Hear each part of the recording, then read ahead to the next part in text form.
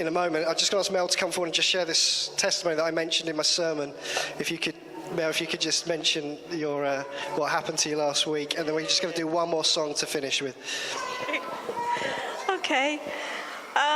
God did something amazing with me last week. I've been in a very dry place. I've known that God's there and I've talked to him every day and what have you, but it's been more just a daily plod, as it is in our Christian walk very often, for a long time. And I haven't really felt that amazing touch from God for a long time. Last week, I went up for prayer for 3 things. One of the less significant things, I suppose, was my back. The other 2 things I felt were more important, but my back. But anyway, God in his grace decided to heal my neck. It was my neck, really.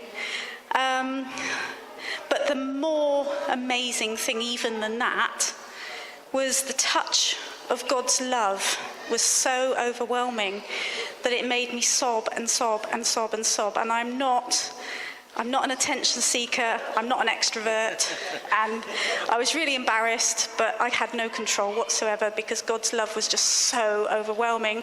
And then I went back to worship, and for some reason I prayed for release, and I had no idea what it was, what about. Well, God did release me, and I found myself praying in tongues, but not only praying in tongues, but shouting in tongues.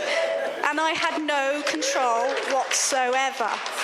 And one of the prayers that I had before I came in on the Sunday morning, one of the prayers was, Lord, I know that you heal, but we've come into a church that really believes that it happens. And if I'm to be in unity with this church, I really need to get there. And the only way that that was going to happen is if God did it to me.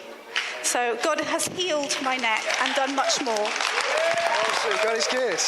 God is good, isn't he? So we've got one more song we're going to finish with.